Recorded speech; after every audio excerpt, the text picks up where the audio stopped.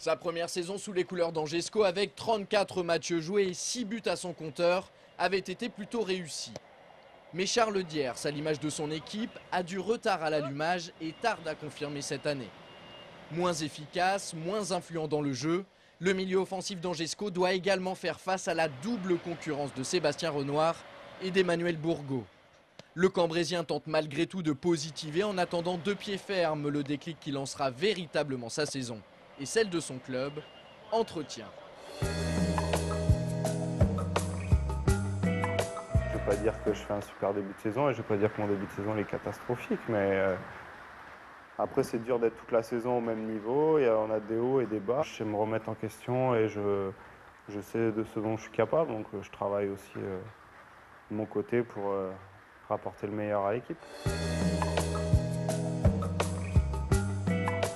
C'est dur de se sentir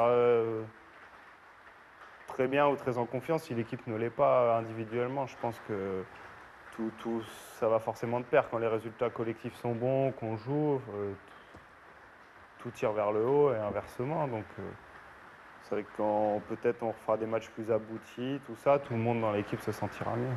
La confiance, elle vient en enchaînant les matchs. Et c'est vrai que là, des fois je joue, des fois je ne suis même pas dans le groupe, des fois je me retrouve titulaire le match après. Enfin, c'est pas forcément la meilleure situation à gérer, mais bon, ça m'inquiète pas. C'est vrai qu'à nos postes, comme je disais, on est jugé sur les... Des fois, on s'arrête juste aux chiffres, alors que bon, je pense que je participe pas mal défensivement, j'essaie de participer aux animations offensives et défensives, donc je ne suis pas récompensé peut-être par les buts ou les passes actuellement, mais ouais, moi je m'inquiète pas, ça va revenir. Ouais.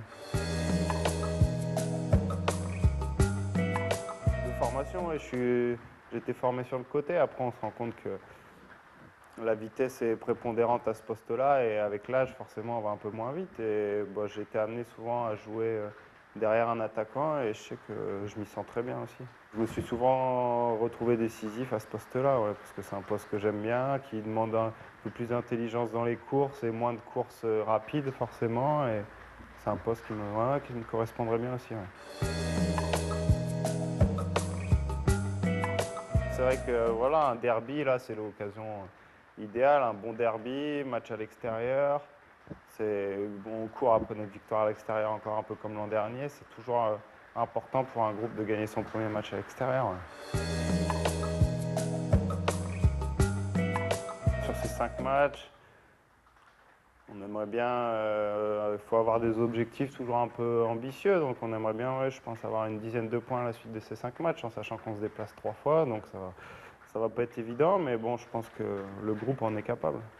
Rendez-vous à Tours dès vendredi pour, on l'espère, une première victoire à l'extérieur en championnat dans cet exercice 2009-2010.